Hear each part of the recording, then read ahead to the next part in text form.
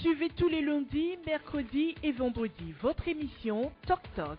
Toc Toc passe au crible les grands sujets de l'heure et développe des thématiques sur le plan social, politique, économique, sportif et culturel.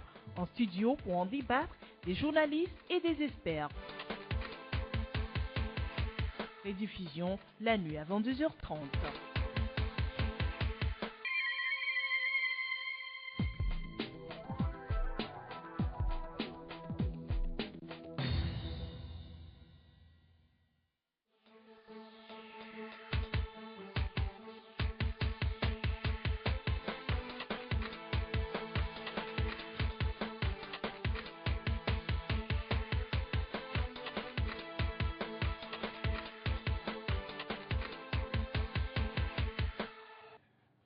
Nous sommes au lundi 3 octobre de l'année 2016, un nouveau mois, un nouveau défi à relever, mesdames, messieurs.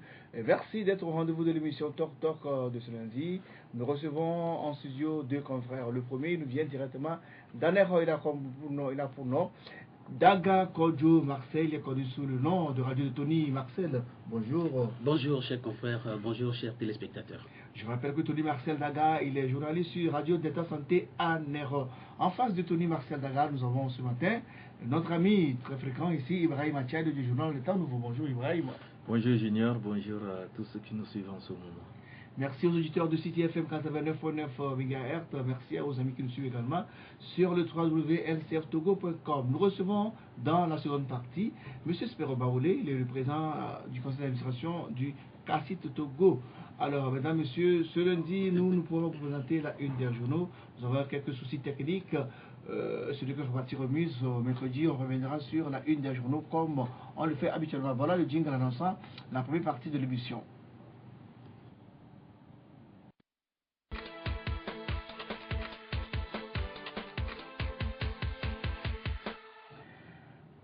Retour en studio avec nos confrères Kodjo Marcel Daga de Radio d'État Santé à Nero. Bonjour mon frère. Bonjour. Et Ibrahim Achad est en nouveau. Alors je rappelle que Tony Marcel Kodjo Daga, il est également le président du réseau des communicateurs journalistes sur les handicaps au Togo, RCJST.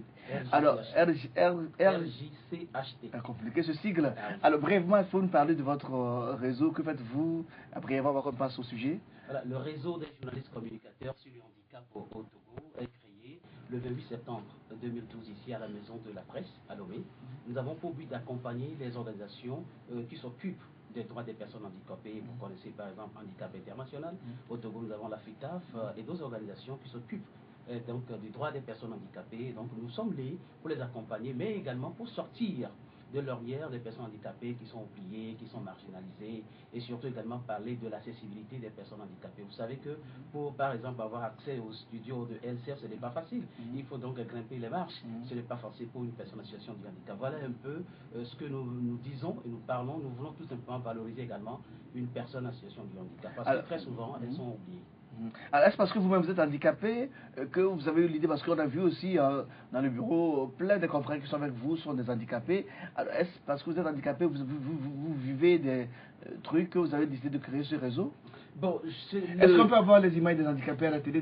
Voilà, la naissance de la création de cette association n'émane pas de moi. En réalité, elle émane donc d'une double organisation. Il s'agit de la FITAF et donc de la Handicap International. Au cours d'une rencontre, ils ont dit mais pourquoi ne pas créer une association de journalistes pour accompagner donc la lutte pour le droit des personnes handicapées. Tout le monde sait qu'aujourd'hui, au Togo et un peu partout dans le monde, on parle que politique, on parle économie, mais on ne parle jamais d'handicap. Et souvent dans nos rédactions, nous oublions vraiment cette thématique du handicap. Voilà pourquoi nous sommes nés. Vous êtes handicapé, oui, mais personne ne le saurait parce que vous faites tout ce que nous aussi on fait. Évidemment. Après, vous avez pris les marques pour venir ici, personne ne vous a aidé. Oui. Et vous êtes très actif sur le terrain de la presse depuis bientôt 15 ans, je vous connaîtrai depuis longtemps. Exactement. Depuis 1999, je suis dans la presse.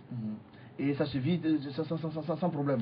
Oui, c'est vrai que parfois, lorsque vous arrivez à des séminaires de formation entre confrères également, il y a, on ne vous le dit pas directement dans les yeux, mais quand vous regardez un peu le comportement de certains confrères, vous sentez qu'on vous marginalise, on vous discrimine. Mais à partir du moment où la mayonnaise a pris, on parle des droits des personnes handicapées, d'abord les confrères journalistes que nous avons eu la chance de former, 2 années ou 3 années successives, ont commencé par changer de comportement. Et certes, dans certaines rédactions, on a créé même des émissions consacrées aux droits des personnes handicapées. handicapés. Nous en sommes fiers aujourd'hui. Et les moyens, vous les trouvez où?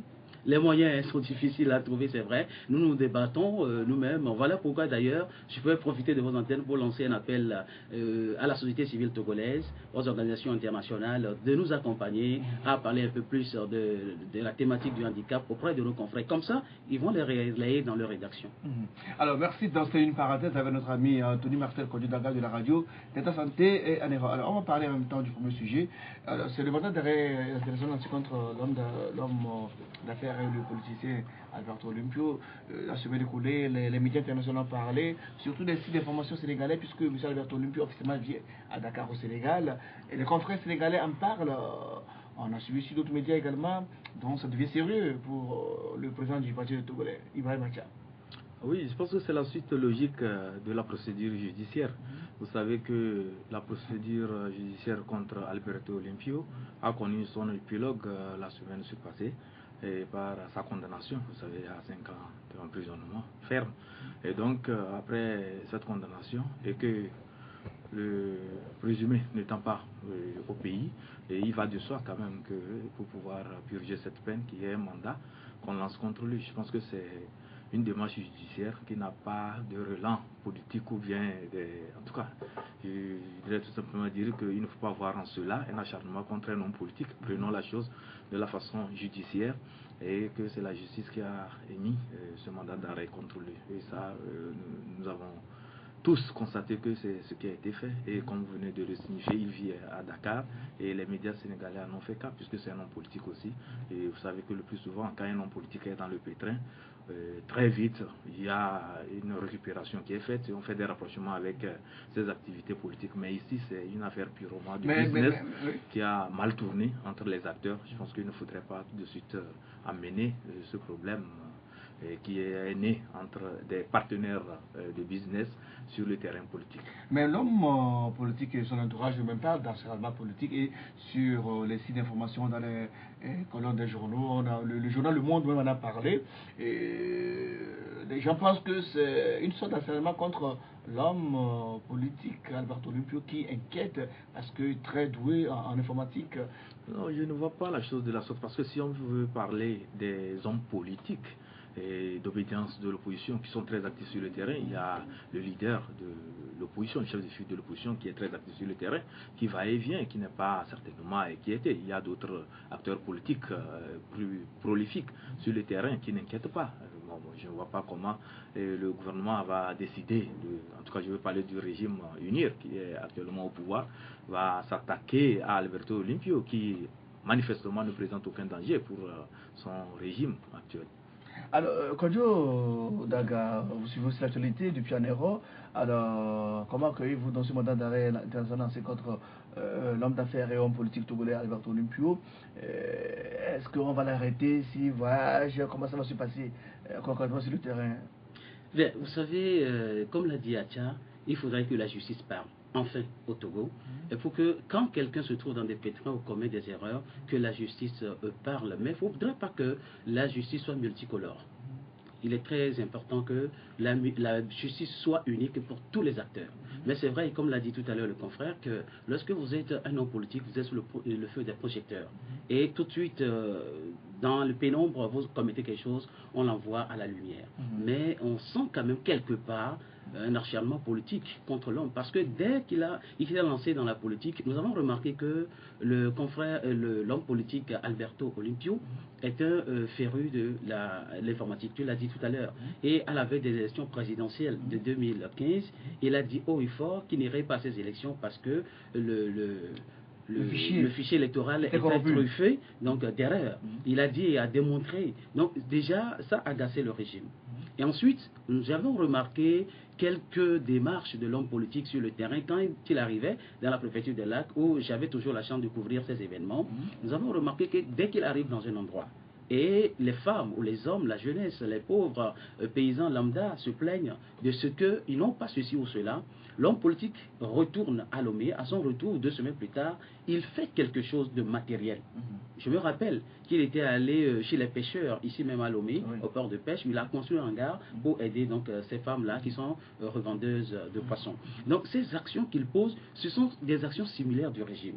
Dès lors que le régime arrive quelque part, le régime peut faire construire une école, le régime peut faire construire et ça, mais les autres opposants sur le terrain ne le font pas. Alors, il fait peur. Lui fait la politique quelque chose autrement. Il le fait autrement. Oui, il matérialise ses actions. Donc, il peut faire peur au régime, mais pas fortement comme les autres, mais ses actions, petitement, peut inquiéter le régime. Mais je ne dis pas que c'est le régime qui l'accule aujourd'hui judiciairement. Ce sont ses acolytes avec qui il a créé une entreprise et qui s'assurent contre lui parce qu'il a fait faux, usage de faux. Ça, c'est la justice qui a parlé. Alors donc, on doit s'inquiéter pour lui sérieusement. Oui, parce que quand on connaît un peu le régime togolais, c'est un régime solidement assis et concernant le service de renseignement togolais, c'est un service performant. Donc, il peut être inquiété à tout moment. Ce n'est pas le cas de Agba qui est un peu subtil, qui est un peu habile et qui peut aller où il va. Mais on peut s'inquiéter pour Alberto Olympio. Mais on espère que, comme il a dit, qu'il va faire appel, on espère qu'il fera appel et que cette décision sera revue autrement par la justice togolaise. Alors, est-ce que le fait de vouloir faire appel, ça suspend l'exécution de la décision? Parce qu'on voit qu'on a lancé le mandat. Est-ce qu'en principe, ça c'est suspensif? Ibrahim bon, seuls les juristes pourront nous situer. Mais il y a dans des cas où c'est suspensif, dans des cas c'est pas suspensif. Mais dans ce cas, précis, ce que je peux dire, c'est que s'il fait appel, c'est que la procédure continue. Donc tout de suite, on ne peut pas l'inquiéter. Mais si le mandat a été lancé de manière à ce que Alberto Olympio soit présent physiquement sur le territoire et pour faire face à la justice togolaise. Je pense que c'est purement cela, mais ce n'est pas qu'il y a quand même des relents politiques, je continue pas à le dire. L'affaire est purement business, c'est une affaire de business entre des acteurs, ça a mal tourné et ils se sont plaints et voilà, c'est la suite logique qu'on a donnée à cette plainte. Mais sur le plan politique, c'est vrai qu'il est un informaticien chevronné. On a vu comment il a soulevé le problème des fichiers électoraux, mais ce fichier électoral, c'est vrai qu'entre-temps, l'État togolais a pris conscience de la chose et on a fait appel à la francophonie pour consolider la liste. Donc cela a été fait de façon consensuelle. Les acteurs politiques ont décidé d'aller à ces élections. Donc jusque-là, il n'y a pas quand même inquiétude, comme il faut le dire. Mais seulement, c'est à un moment donné, il avait demandé d'aller avoir accès aux fichiers. Et c'est là où nous attirons l'attention des Togolais que M. Alberto Olympio est un informaticien chevronné.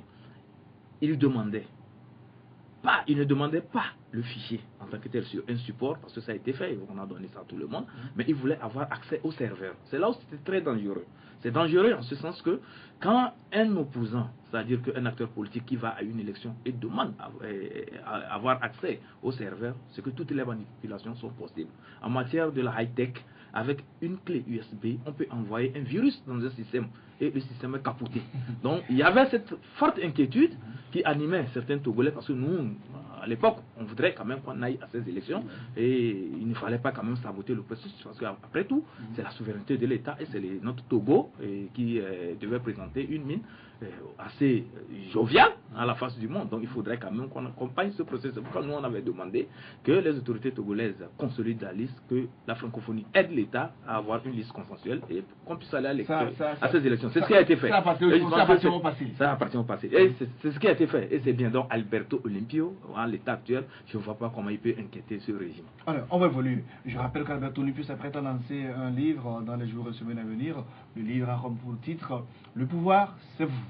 Alors, on va parler d'un sujet de société, un sujet de société et qui prend de l'ampleur dans notre pays. Le problème, si je vous l'explique, quand les jeunes filles, nos soeurs, nos mamans, nos filles, bon, si les filles vont maintenant faire les demandes d'emploi dans la société, elles sont soumises à ce qu'on appelle une sorte d'harcèlement de la part de ceux qui vont recruter. On leur dit directement, on a eu des témoignages, le journal Medium en a parlé, et le fait, chaque semaine que Dieu fait, on a des retours, les gens se plaignent, les femmes se plaignent. Pour faire le chercher des stages, du boulot, on leur dit clairement, écoutez, en des termes un peu vulgaires, on le fait, vous commencez à travailler, oubliez le stage. C'est un phénomène qui prend de l'ampleur. Tony Marcel, je ne sais pas si vous êtes au courant de ça, mais c'est inquiétant ce qui se passe dans notre pays. Oui, c'est très inquiétant. Et je crois que ce n'est pas seulement au Togo, hein, c'est partout en Afrique et même dans le monde. Eux-mêmes, ces patrons d'entreprises appellent cela le droit de cuissage. Le droit de cuissage. Ouais. Donc cela ne devrait pas être le cas. En réalité, qu'est-ce qui se passe? On profite donc de la Togolaise lambda pour en abuser sexuellement. Pourquoi je le dis? prenez par exemple un cadre du pays ou un Togolais de la haute société et qui envoie sa fille qui est revenue tout droit peut-être des États-Unis ou a décroché son doctorat ici à Lomé, on la recommande.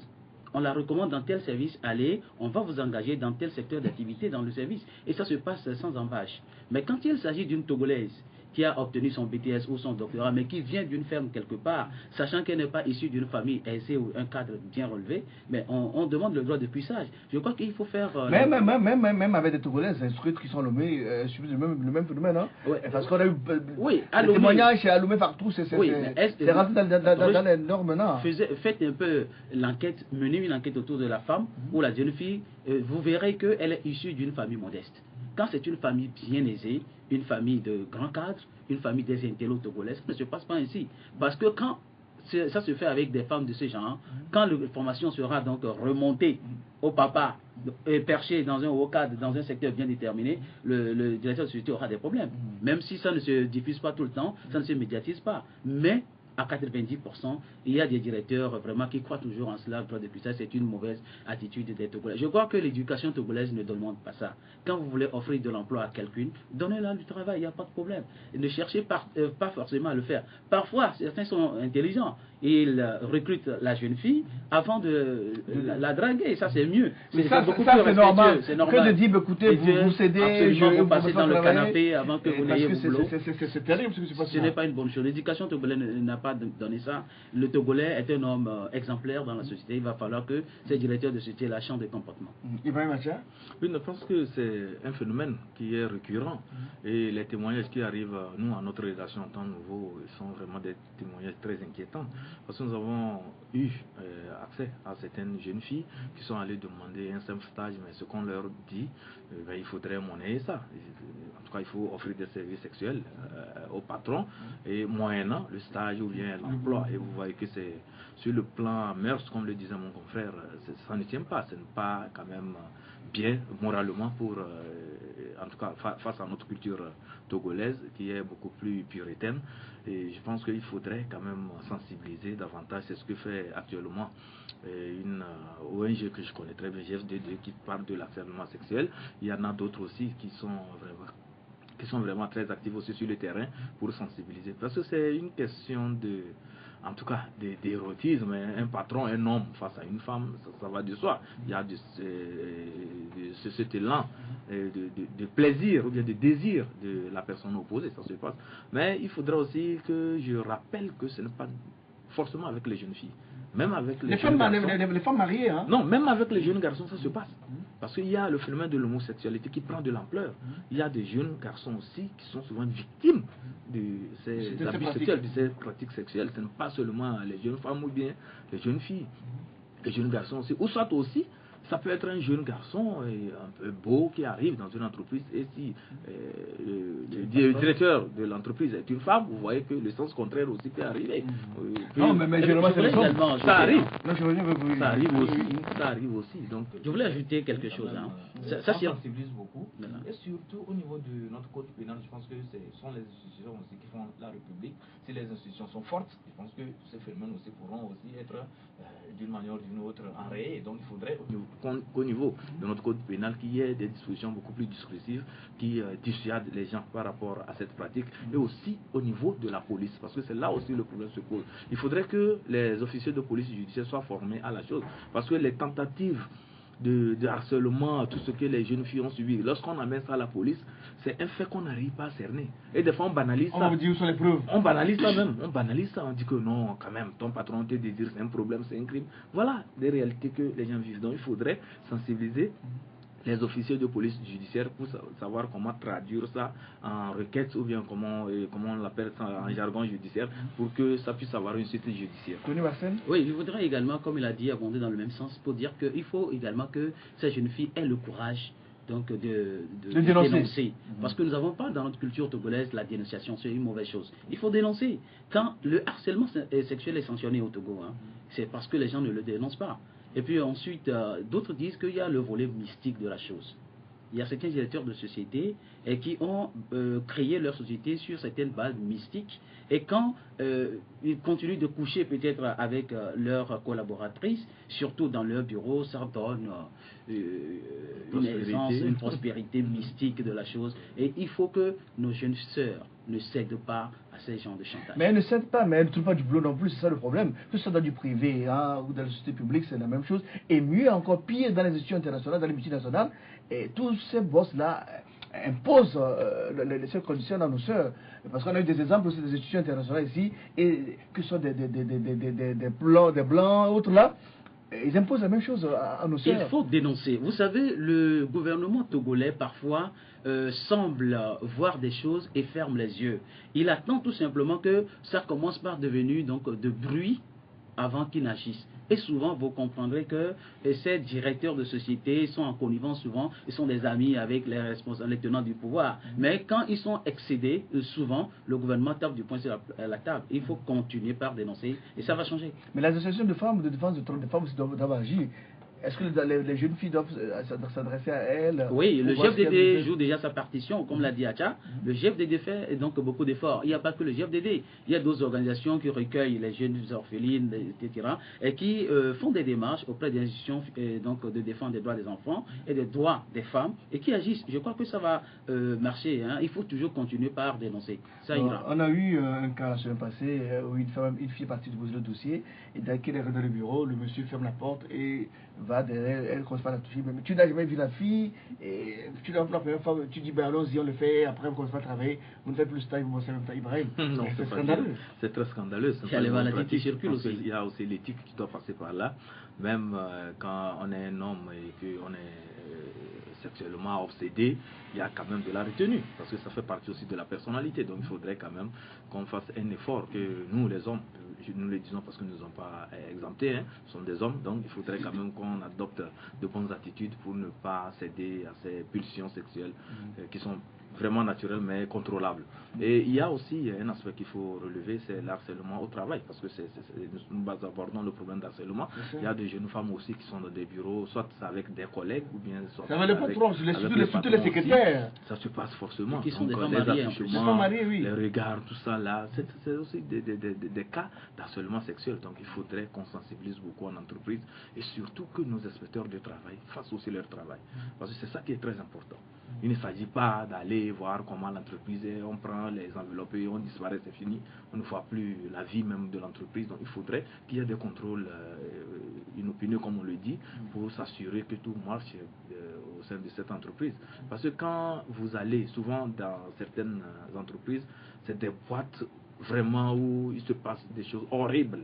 Il faudrait que, comme le disait mon confrère aussi, avoir le courage de dénonciation et quand on dénonce que les autorités de la police judiciaire fassent correctement aussi leur travail. Les avocats véreux aussi doivent cesser aussi de s'immiscer dans ces affaires et nous avons vu un cas de pédophilie dans ce pays puisque ça concerne une haute personnalité, c'est des millions qui ont coulé et entre-temps l'affaire a été étouffée comme ça, on n'a pas donné suite à cette affaire. Je pense qu'il faudrait que les avocats aussi soient beaucoup plus sérieux et c'est vrai qu'ils font du business mais il faut être humain aussi en faisant du business. On va évoluer, on va parler football. Le Togo s'apprête donc à aller à la CAN au Gabon. Demain déjà il y a un match amical contre l'Ouganda ici au stade municipal vers 17h.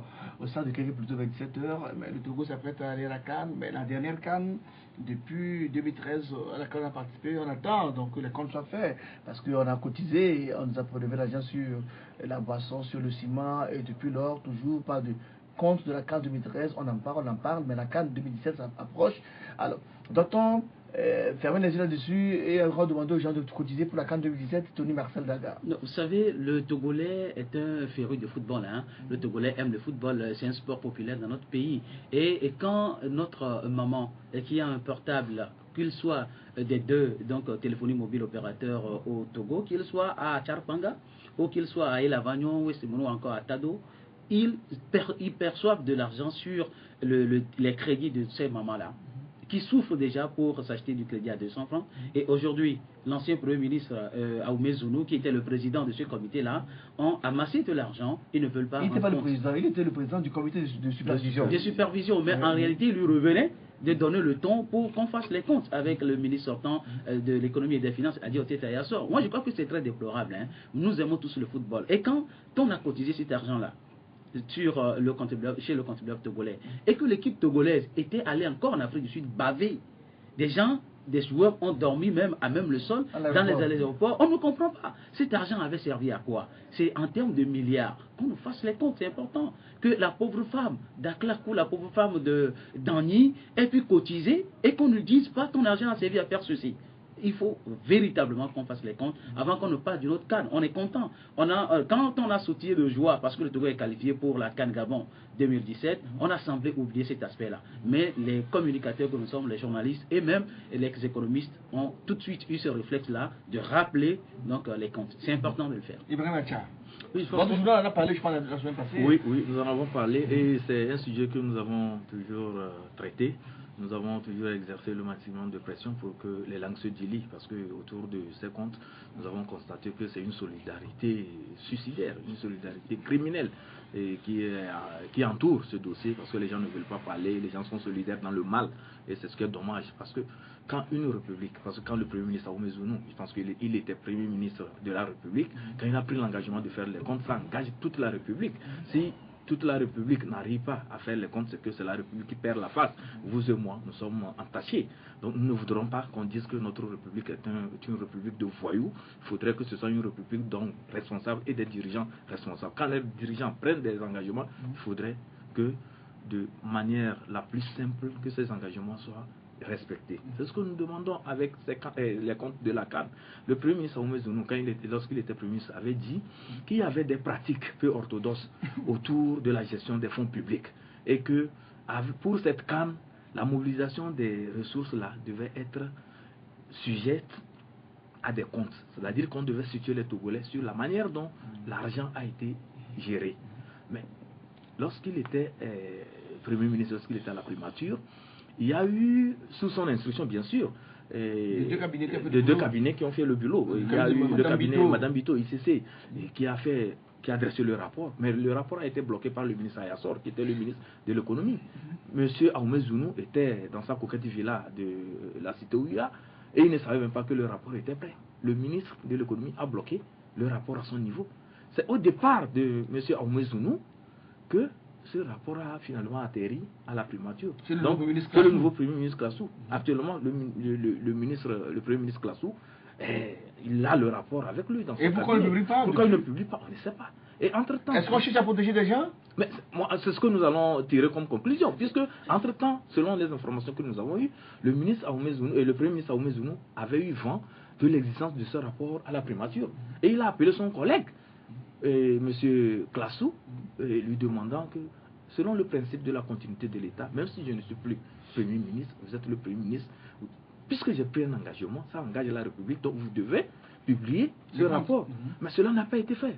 On ne sait pas pourquoi M. Klassou refuse de publier ce rapport, de rendre public ce rapport. Selon nos infos, il paraît qu'il y a eu des surfacturations. Mais il y a eu des dysfonctionnements. Les gens ont fait des costumes à $300, $500, c'est des costumes qui coûtent à peu près 50 000 francs CFA. Voilà. Il y a eu beaucoup de choses qu'on apprend en coulisses. Beaucoup de choses. Mais il faut quand même que les comptes sortent, qu'on voit si les gens ont volé ou pas, mais bon, qu'on sache. Le vrai problème aujourd'hui, c'est qu'il faut situer les Togolais.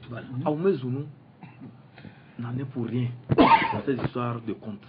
Parce qu'il a tout fait, il a bataillé dur pour que le rapport des comptes soit accessible au grand public. Mais cela n'a pas été fait. Il était obligé même en mai 2015 de demander à Ayassor que, bon, puisque le rapport est à votre niveau, je venais de l'apprendre, c'est de façon improvise qu'il a appris ça, publier le rapport. Ayassor a refusé de publier le rapport. Il ne l'a pas publié. Donc, jusqu'à ce que M.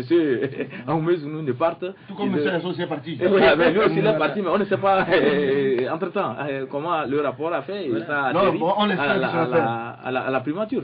C'est ça le problème. Mais il faudrait quand même qu'on rappelle aussi ces choses, parce que quand nous avons commencé par fouiller, nous avons eu accès à des informations vraiment qu'il faudrait qu'on porte à la connaissance du public, puisque c'est notre devoir, nous cherchons des informations. La mobilisation des fonds. Le chef de l'État, selon les informations que nous avons eues, a donné 100 millions comme participation à titre personnel. Le Premier ministre Oumezonou en avait donné. Et il y a eu les sociétés de téléphonie qui ont mobilisé près de 500 millions. Les sociétés portières qui ont mobilisé près de 280 millions. Il y a la FIFA la CAF plutôt, qui a envoyé aussi 300 millions. Les ressources, non. Les ressources après la il y a les droits de télé aussi qui sont venus. Les droits de télé qui sont venus. Donc il y avait vraiment, c'est près de 2 milliards que les gens ont géré et on ne veut pas rendre compte.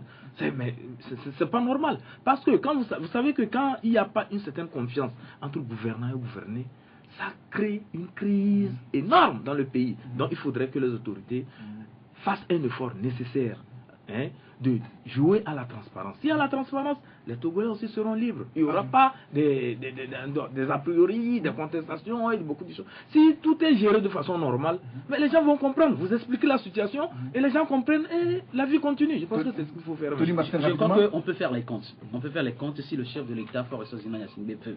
Pourquoi je le dis? Rappelez-vous du gouvernement Agboibor, où Agboibor est excédé et est paru donc devant les écrans pour dire qu'il y a des ministres qui ne le respectent pas, qui extrapolent donc sa responsabilité et sa personnalité. Aujourd'hui, c'est le cas du ministre Oumezonou, et qui ne peut pas gérer le ministre Adi Otet Ayassor, qui avait pourtant le rapport sous la main, parce que, étant ministre de l'économie, il savait comment on avait géré ces sous-là. Alors, si le chef de l'État fort et Sozina Gnassingbé veut, aujourd'hui on fera les comptes. Donc il lui appartient de faire en sorte qu'il prenne les dispositions pour qu'on rende compte aux Togolais. Comme ça, aujourd'hui, on est encore qualifié pour la CAN, on pourra encore demander aux Togolais de participer. Si les comptes ne sont pas faits, je pense que quand on va demander encore aux Togolais, ils vont bouder, parce que le Togolais souffre déjà. Merci à chers confrères. Donc, c'est fait pour le sujet d'aujourd'hui. Nous allons marquer la pause publicitaire. Derrière la pause, nous allons recevoir notre invité. Je me rappelle, il s'appelle Spero Maoulé, le président du conseil d'administration du CACIT.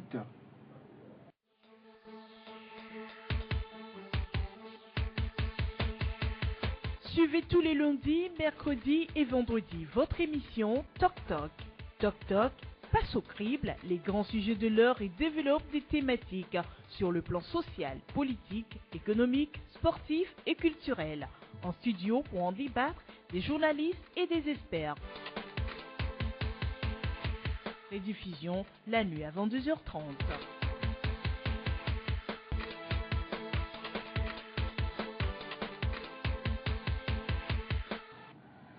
Retour en studio avec notre invité, M. Spero Maoulé, le président du conseil d'administration du CACIT.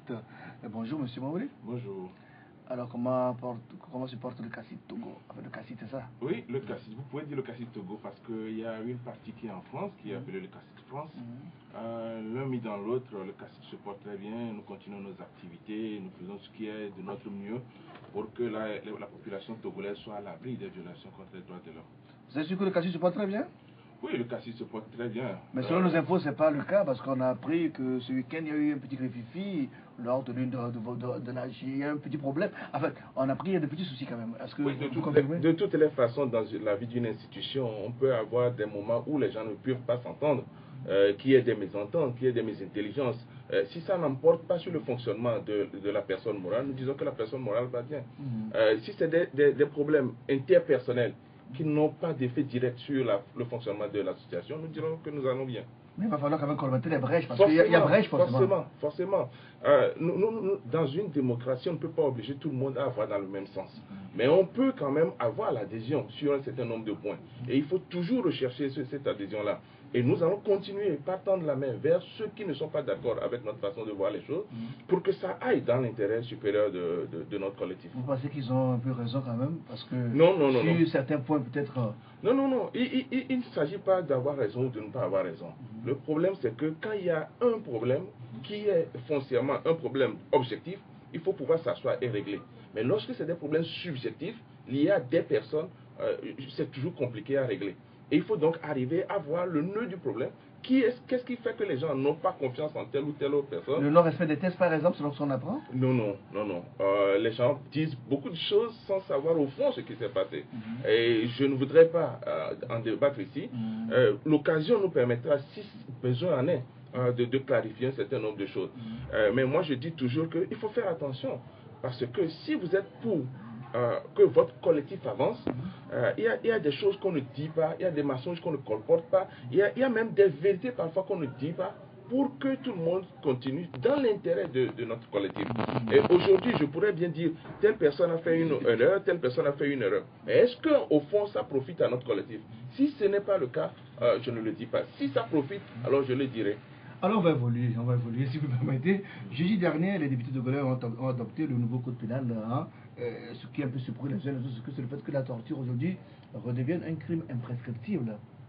Oui, ça a surpris peut-être, mais agréablement, parce que nous avons milité énergiquement pour que ça arrive. Nous nous attendons quand même à ce que ça arrive avant le PU.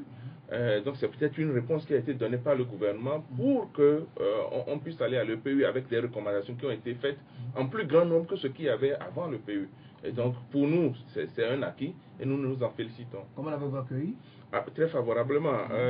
Si les choses se passent bien, probablement d'ici la fin de cette journée, nous aurons un communiqué qui va sortir officiellement pour montrer comment nous avons été très très enchantés par ce texte-là.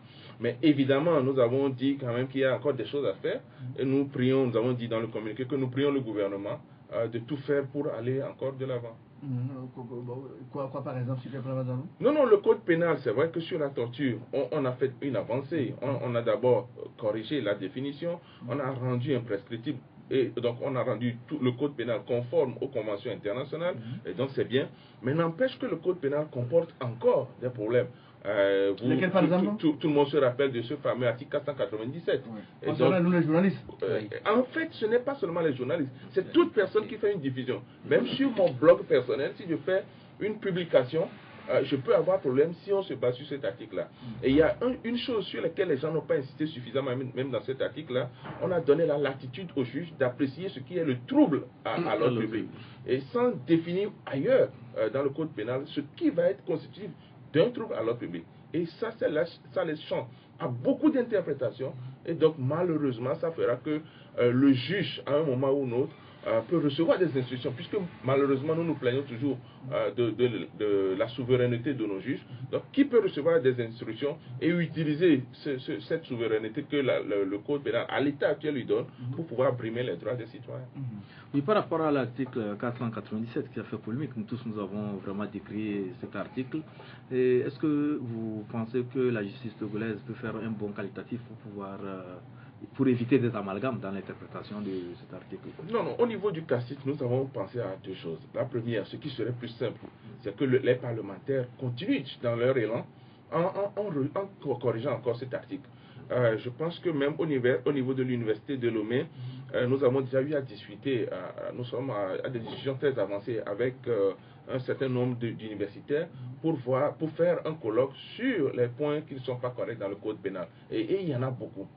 La deuxième possibilité, et c'est ça que nous avons soulevé au niveau d'une commission dans l'atelier du HCRUN il y a quelques mois, qu'il faut donner une autre indépendance au judiciaire. Faire en sorte que, comme dans certains pays, on a le Chief of Justice, donc quelqu'un qui incarne plutôt la justice, qui ne soit pas inféodé au gouvernement, qui ne soit pas inféodé au Parlement, mais qui est, par exemple, au niveau du gouvernement, un ministre chargé des relations avec les institutions, qui va alors collaborer avec cette personne-là. Mais donner une toute grande indépendance au judiciaire pour que quand on dit que vous avez un problème qui est au niveau de la justice, vous ayez l'assurance que c'est le droit qui va être dit. Ces incohérences que vous avez constatées au niveau du code pénal togolais, est-ce qu'au niveau du CACIT, vous avez eu à les relever, à adresser une correspondance au président du Parlement pour lui signifier qu'il y a danger à la demeure? Notre premier point d'alerte a été essentiellement le problème de la torture. Sur sa définition, sur son imprescriptibilité, etc. Et ça, nous l'avons acquis. Maintenant, nous nous sommes dit, au lieu d'aller en rang dispersé, nous demander tel article doit être corrigé, il vaut mieux plutôt nous associer avec les universitaires. Et c'est ce que nous sommes en train de faire. S'il n'y avait pas eu des problèmes d'agenda, je pense que normalement, ça aurait été vers ces périodes-là qu'on aurait fait le colloque. Bon, maintenant, vous savez que malheureusement, il y a eu un report des activités académiques et la plupart des universitaires qui avaient accepté de faire le travail avec nous, eux, ils sont allés en mission pour gagner leur pain et naturellement faire leur travail. Et donc, nous attendons qu'ils reviennent et probablement d'ici le mois de décembre, si tout va bien, nous aurons ce colloque-là qui va réunir et les universitaires et les associations de la société civile qui y trouvent intérêt, et toute autre personne qui pense que le code pénal a des imperfections. Parce que parfois, c'est des problèmes d'ordre social.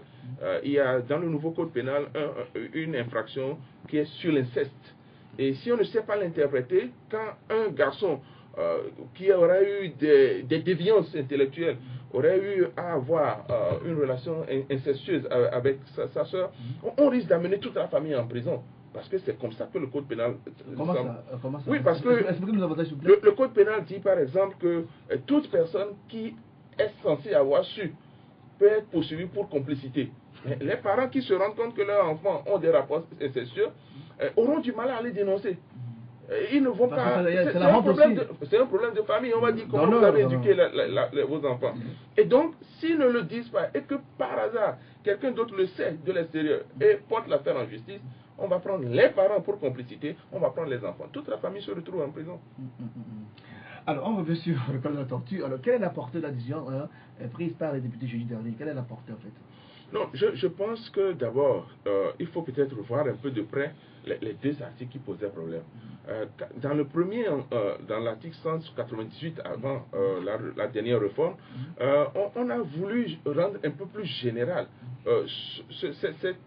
cette infraction, ce crime de torture. Mais ce faisant, on a enlevé un élément très important. C'est celui qui est coupable de cette infraction-là. Parce que dans l'ancien article 198, on dit toute personne qui. Alors que dans la Convention internationale, et avec la nouvelle version sur laquelle on est venu maintenant, on dit c'est les agents de la fonction publique, donc les agents de l'État, qui sont prioritairement et uniquement responsables de ce qu'on va appeler la torture. C'est un élément fondamental. Lorsque, par exemple, un père a des traitements cruels envers son enfant, il y a déjà les dispositions ordinaires entre particuliers qui font qu'on peut punir ce parent-là. Mais quand l'agent de l'État le fait et qu'il peut se réfugier sous le vocable « je suis en mission d'État », donc ça veut dire qu'il ne pourra pas être puni. Et maintenant, quand on introduit tout agent de l'État, c'est-à-dire que même à ce titre-là, même en tant que fonctionnaire, ou bien lui-même il est puni, ou bien son autorité directe est punie. Mais dans tous les cas, l'État va répondre de la violation qui a été commise. Mais comme l'écrit le confrère Liberté ce matin, les tortionnaires togolais sont dans de beaux draps. Bon, de toutes les façons, il va y avoir un autre problème. C'est le problème d'application de ce test-là. On a rendu la torture imprescriptible. Ça veut dire qu'aucune action ne pourra plus être dite foreclose parce qu'on ne l'a pas fait à un moment bien précis. Mais je suis sûr qu'il va se poser un problème. C'est celui de savoir à quel moment, à partir de quel moment ce test-là s'applique. Est-ce qu'on va dire c'est à partir de maintenant et pour l'avenir, ou bien on va dire que même les tortures qui se sont passées, est-ce que ça rentre sous ça? Donc ce problème-là va encore demeurer. Et nous espérons que l'interprétation qui va être donnée, autant par les universitaires que par les juges, nous permettront de savoir exactement ce qu'il faut faire comme approche dans cette histoire. Oui, en dehors de la torture, il y a de nouveaux crimes qui sont apparus, notamment l'escroquerie, et il y a aussi la cybercriminalité et autres là. Mais est-ce que vous avez trouvé aussi des dispositions au niveau de ce code pénal qui vont prendre en compte ces nouvelles formes de crime? Oui, je pense qu'au moins on devrait se féliciter parce que le code pénal a fait l'effort de rentrer dans plusieurs domaines.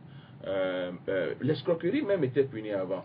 Mais au-delà de ça, c'est ce qui m'étonne un peu à un moment donné au niveau de la justice togolaise, c'est que même s'il n'y a pas une infraction directe qu'on a trouvée, le juge ou les avocats ont la faculté de voir si on ne peut pas donner une autre qualification à l'infraction qui s'est posée. Et on l'utilise très bien lorsque l'intérêt de la société l'exige, mais on ne l'utilise pas très bien quand c'est une autorité qui doit en souffrir. Par exemple, quand vous prenez l'escroquerie, même s'il n'y avait pas l'expression escroquerie, on pouvait déjà parler d'abus de confiance, qui était déjà puni par le code pénal. Donc on trouverait toujours une qualification. C'est en cela que ça m'embête un peu, parce qu'au moins le Togo a ratifié toutes les conventions qui punissaient déjà la torture. Et donc on parlait de quantum qui n'existait pas, mais on pourrait toujours faire une comparaison, une déduction, une induction pour pouvoir rattacher à ça une autre infraction et pouvoir punir la personne. Là, on parle souvent de la prostitution qui est vieux comme le monde. Et au-delà de la prostitution, il y a la prosélytisme. le prosélytisme. Alors, on voulait savoir si on tient en compte ce volet-là. Est-ce que c'est incriminé? De toutes les façons, la prostitution a toujours posé un problème pour être qualifié d'infraction. Parce que d'abord, il faudrait arriver à prouver que la personne a fait une prostitution. Comment vous allez pouvoir dire que quand un homme et une femme rentrent, c'est contre un bien matériel? Parce que la prostitution suppose que vous avez reçu en contrepartie de l'acte sexuel un bien matériel. Et comment ça va pouvoir se justifier? Et parfois, je m'amuse à taquiner les filles en disant que même quand vous demandez une carte de crédit, une carte de recharge à quelqu'un, c'est un bien matériel si vous l'avez en contrepartie d'une relation sexuelle que vous faites de la prostitution. Donc, il y a un problème de preuve matérielle. Mais par contre, ce qui est certain qu'on a interdit, c'est le prosélytisme, en ce sens que quelqu'un est en train d'utiliser une autre personne à des fins de prostitution. Et c'est cette utilisation qui est contraire aux bonnes mœurs qu'on essaie de punir en attendant. Et si dans certains pays, on a cherché à légaliser la prostitution, c'est parce qu'on a cherché à en faire une profession à part entière qui serait alors imposée. Donc on va payer de l'impôt là-dessus. Or, au Togo, on impose par la prostitution et je ne pense même pas qu'il y ait un test qui refuse la prostitution. Tout ce qu'on veut, c'est qu'on fasse les choses de façon conforme aux bonnes mœurs. Donc ne pas exposer ces ébats sur la place publique et rester quand même dans le respect de la dignité des autres. Mais quand nos soeurs qui sont souvent dans les zones du Temple Beach la nuit, quand vous passez, on vous interpelle, ça c'est pas... C'est bien, non, ce n'est pas propre. Et c'est vraiment dommage qu'on les laisse faire. Mais leur refuser d'être là-bas serait attentatoire à leur liberté. On ne peut pas refuser à ces femmes-là de rester là-bas. Mais dès que vous vous apprêtez à garer un coup vers vous, et ça fait désordre. Oui, mais sauf qu'elle ne vous oblige pas à les prendre. Et donc, en principe, ça ne me pose pas problème. Mais ce qui me pose problème, c'est que quand vous allez, par exemple, au niveau de baie, pas loin de l'hôtel Spence, il y a un coin là-bas où on fait des actes hors nature.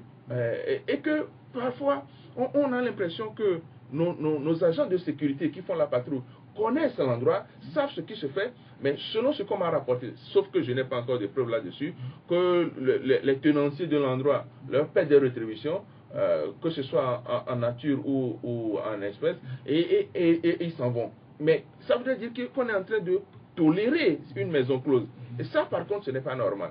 Mais on ne peut pas interdire à une femme de racoler. Parce qu'elle vous dira non, je suis venu là parce que je veux me trouver un mari. Et dans ce cas, comment vous allez prouver l'inverse? On revient encore sur la torture, si vous permettez. Alors, selon vous, qu'est-ce qui a pu pousser les autorités togolaises à faire un rétropédalage et à rendre la torture imprescriptible? La première chose qui me saute à l'idée, c'est que c'est probablement pour faire l'une des recommandations de l'examen périodique universel de 2011. C'est la première chose. Mais je ne voudrais pas être mauvaise langue. Il se pourrait tout simplement que le gouvernement ait trouvé normal de ranger notre code pénal sur les conventions internationales. Parce que nous allons encore à l'EPU cette année, donc au 31 octobre. Il serait vraiment dommage qu'on puisse encore reprocher au Togo de ne pas aligner nos tests sur les conventions internationales. Ça peut être ça la motivation. Bon, maintenant, d'un autre côté, dans tous les cas, je pense que même Madame l'honorable Abegavi, au niveau de l'ANC, l'avait déjà dénoncé et avait écrit des courriers. C'est peut-être une réponse. Justement, on nous dit que c'est l'impression conjuguée des ONG aussi, des partis comme l'ANC, qui ont fait bouger la ligne. Je ne sais pas si vous voyez les choses sous le même angle. On peut l'appeler pression, on peut l'appeler appel à la raison, interpellation, on peut l'appeler comme on veut, mais le résultat est là. C'est que le gouvernement a accepté de faire. Parce qu'au niveau de l'Assemblée, c'est le gouvernement qui a la majorité. Donc, si on ne voulait pas de ce test, ils auraient pu encore faire autre chose. Mais moi, je pense que c'est le pays qui a fait plus pression. Mais dans tous les cas, quel que soit celui qui a fait la pression, nous sommes heureux d'avoir ce test-là. Il y a encore des choses à faire. Et à la loi sur la CNDH qu'il faut encore revoir. Oui, justement, vous en parlez. Le CACI demande qu'on revoie les conditions de nomination des membres de la CNDH. Et vous insistez là-dessus. Pourquoi vous insistez dessus? Tel que le test se présente aujourd'hui, c'est contraire aux conventions de Paris. Parce que quand le chef de l'État doit désigner 4 personnes et que l'Assemblée, qui est majoritairement du côté du chef de l'État, va désigner 9, ça voudrait dire que c'est des personnes qui ont une origine politique. Or, la CNDH doit être un instrument entièrement apolitique, mais surtout entièrement indépendant. Et donc, il ne s'agit pas de vouloir que, par exemple, ce soit le chef de l'État ou les parlementaires qui les désignent. Il faut dire alors que ce soit les ordres, les corporations qui choisissent ces personnes-là. Pour que ces personnes ne soient pas redevables au Parlement, ne soient pas redevables à l'Assemblée, mais que ce soit des personnes qui travaillent comme des experts indépendants. Voilà, je voudrais quand même poser une question d'actualité au président Spero. Aujourd'hui, c'est la journée mondiale de l'habitat. Et le gouvernement, par l'entremise du ministre de l'Habitat, Maître Fiatou, a donné un discours hier sur la télévision nationale où il disait qu'aujourd'hui, 700 000 habitants de Lomé sont protégés d'inondations et que l'État a acquis des terrains pour construire des logements sociaux ici à Lomé. On sait qu'il y a le droit au logement, mais il y a, je crois, depuis 2005, que le gouvernement togolais pense construire des logements sociaux au Togolais. Quand vous circulez un peu dans les périphéries de Lomé, vous allez dans les quartiers Katanga, vous voyez les conditions dans lesquelles les gens vivent, et c'est vraiment déplorable. Et jusque-là, on a l'impression que le Togolais n'a toujours pas le droit au logement. Que ce soit le droit au logement, que ce soit le droit à la santé, que ce soit le droit à l'alimentation, je pense qu'il y a encore beaucoup de choses à faire là-bas. L'État ne garantit pas ces nouveaux droits de l'homme que nous rangeons de façon catégorielle dans les droits socio-économiques et culturels. Je pense qu'il y a un problème fondamental là-bas. Si le gouvernement dit que désormais des gens sont à l'abri de l'inondation, c'est parce que avec le projet Puris, je crois, on a construit des points de rétention d'eau. Mais je suis désolé de dire qu'il y a encore beaucoup de personnes qui ne sont pas à l'abri de l'inondation. Donc le problème n'est pas encore réglé. Il faut penser à une solution d'ordre global. Malheureusement, on nous a dit à un moment donné que c'est parce que les égouts n'existent pas. On a fait les égouts, mais les égouts sont remplis de sable. Et quand vous prenez un peu derrière Bossimé, ça fait au moins 3 semaines qu'on a pris soin d'enlever du sable des égouts, mais ces sables sont rangés à côté des égouts, on ne les a pas enlevés, et du coup ça retourne donc ça veut dire que probablement on a dû financer pour qu'on enlève les sables, on va encore financer pour enlever les sables, alors que ça aurait été plus sage c'est un travail décisif alors. Voilà, malheureusement. Et donc c'est vrai que ça fait longtemps que nous demandons d'autres associations de la société civile demandent à ce que le droit au logement convenable et sain soit respecté, mais malheureusement on n'est pas encore à ce stade-là.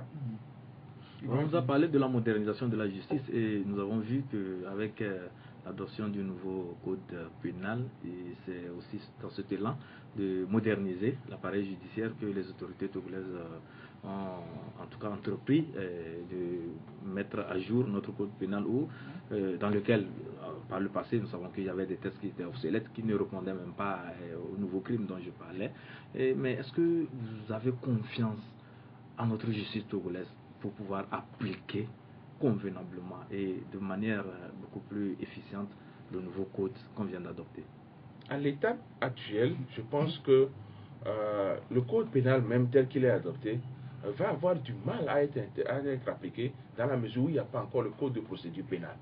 Parce que le code de procédure pénale permet de pouvoir régler les questions, les infractions qui sont prévues dans le code pénal. Donc il faut impérativement que l'Assemblée, à très court terme, vote ce code de procédure pénale. Le reste, quand je prends le sens profond de la question, c'est laisser surtout le soin de dire qu'au-delà du système de modernisation, il y a l'appel individuel qui est lancé à chaque juge de pouvoir faire preuve de probité morale, de courage en réalité pour prendre les décisions. Mais si on arrive à leur garantir leur indépendance, leur sécurité, je pense qu'ils feront mieux que ce qu'ils sont en train de faire. Parce que dans tout ce lot de juges, c'est vrai qu'on leur dit, on dit souvent ils ne font pas, mais il y en a qui sont assez courageux et qui parfois sont malheureusement sanctionnés à cause de leur honnêteté. Ils ne sont pas à l'abri d'une affectation très loin dans le pays. Même anglais, tout ça là, il y en a qui tiennent. Et on salue la présence de ces gens-là. Alors, avant que nous rentrions en studio, on débattait entre nous d'un sujet de société, c'est l'harcèlement des jeunes filles et des femmes qui vont chercher de l'emploi par ceux qui donnent de l'emploi. On appelle le droit de puissage. Et le phénomène prend de l'ampleur et devient inquiétant. Vous, en tant que défenseur des droits de l'homme, quel est votre regard là-dessus? Je me rappelle qu'au niveau du CACIT, avec l'appui financier de l'OIF, on avait à l'époque fait une enquête sur le harcèlement sexuel en milieu professionnel. Et les difficultés auxquelles nous nous sommes confrontés, c'est que les femmes n'aiment pas en parler. Parce qu'il y a un problème social qui est derrière. Quand vous dites que vous avez fait ça, vous avez une réprobation par rapport aux autres. Même si vous avez dit non, comme personne n'est sûr, on pense que vous avez dit oui. Et donc les femmes ne veulent pas dire ça pour que leur foyer ne pose pas de problème. Donc c'est un phénomène qui est déjà pris en compte par le Code du travail lui-même. Il y a le Code du travail qui protège déjà les gens contre le harcèlement sexuel. Malheureusement, ça c'est un problème fondamental. Le Togolais ne connaît pas ses droits. Le Togolais ne lit pas ses droits. Parce qu'il suffit d'arriver à faire la preuve qu'il y a eu un harcèlement sexuel pour que le patron soit sanctionné. Bon, maintenant, quand le patron est sanctionné, il est évident que vous-même vous perdez votre travail. Et malheureusement, un dernier facteur, je dis que le harcèlement sexuel peut être contourné lorsque les femmes elles-mêmes vont se rendre compte qu'elles ont des droits et qu'elles ont une façon d'être, une certaine tenue et retenue qui fera que, par exemple, le harcèlement sexuel va diminuer. Ce n'est pas à toutes les femmes que tous les hommes peuvent oser faire des avances. Surtout que le harcèlement sexuel, c'est une avance un peu particulière, déplaisante. J'imagine que quand la femme, elle sait se tenir, elle sait s'habiller, elle sait parler, elle sait se comporter, ça va être difficile. Mais ici, dans le cas dont on vient de parler ici, c'est le fait que quand la jeune femme va faire une demande de stage, une demande d'emploi, on leur dit écoutez, bon, vous cédez et après vous avez le stage, ou bien vous êtes avec moi et après vous avez le boulot. Et du coup, quand elle refuse, elle sort de la maison, elle n'a pas de stage, elle n'a pas de boulot. C'est ça qui inquiète en fait. Oui, le problème c'est que si une seule femme arrive à avoir un enregistrement de ce phénomène-là et que le responsable est sanctionné, les gens sauront que maintenant c'est sanctionné. Mais le drame c'est que parfois, même dans la fonction publique, où les gens sont déjà recrutés, le patron hiérarchique le fait, mais il sait qu'il est à l'abri de toute poursuite parce que étant un grand de ce pays, entre guillemets. Et donc on se complaît à faire du n'importe quoi en sachant qu'il y a une certaine impunité. Donc nous revenons à notre thématique principale, c'est que c'est à cause de l'impunité que ces phénomènes-là perdurent. Mais dans tous les cas, et je suis d'accord avec Madame Quenom, qui dit toujours qu'il faut faire l'éducation de la jeune fille de façon à ce qu'elle sache que même en disant non, si elle a un bon dossier, le dossier peut passer ailleurs. Alors, ça nous ramène aussi à la question des femmes ambitieuses, parce qu'on le dit toujours, que c'est des femmes qui sont prêtes à tout. Et quel est le message que vous pouvez lancer en tant que défenseur des droits de l'homme pour ces femmes qui veulent toujours avoir la promotion par le canapé? Le problème, c'est que malheureusement, ça c'est de la volonté de la personne. Et donc ça sort du domaine du droit de l'homme. Et mon conseil serait alors un conseil social.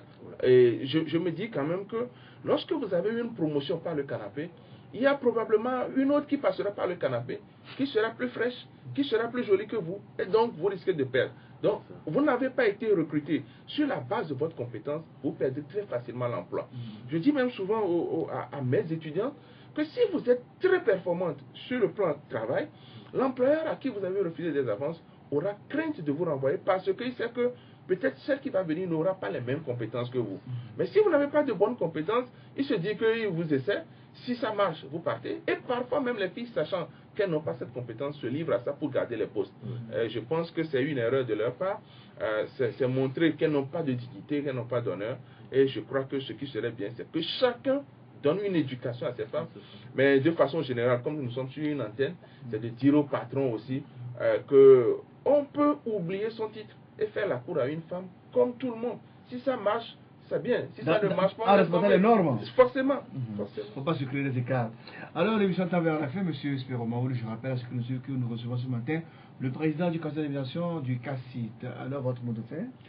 Mon mot de fin, c'est surtout à l'endroit de l'État togolais, c'est d'exhorter le gouvernement à prendre toutes les autres recommandations de l'EPU de 2011 qui restent, mais surtout à faire une avancée. Il y a le droit des travailleurs de Pémé, de Tabligbo, donc de tous les secteurs miniers qui ne sont pas respectés. Il y a de l'argent que nous pouvons récupérer sur des sociétés qui ne paient pas convenablement leurs impôts. Il faut qu'on ait dans ce sens-là. En réalité, tout ce que je peux demander à l'État du Togolais, c'est de nous aider à faire la primauté du droit dans le pays. Au-delà de l'État de droit, on doit arriver à la primauté et cela passe par la démocratie, la bonne gouvernance. Mesdames, Messieurs, Talk de ce lundi 3 octobre 2016, s'achève ainsi. Merci d'avoir suivi. Merci à nos amis de CityFM 89.9 MHz. Merci à ceux qui nous ont suivis partout dans le monde entier grâce au www.lcftogo.com. Merci à notre ami Daga Kodio Marcel, dit Tony Marcel de la radio Data Santé d'Anero. Il est arrivé depuis Anero nous accompagner. Ça fait plaisir. C'est la première fois qu'on reçoit quelqu'un de l'intérieur du pays. On espère recevoir d'autres confrères aussi de l'intérieur du pays dans les jours à venir. Merci à Ibrahim Atia, l'ami de tous les jours. Il est du journal Les Temps Nouveaux, c'est le patron des Temps Nouveaux. Mesdames, Messieurs, on se retrouve mercredi pour un nouveau numéro. Que Dieu vous garde en bonne santé. Bon début de semaine à vous tous.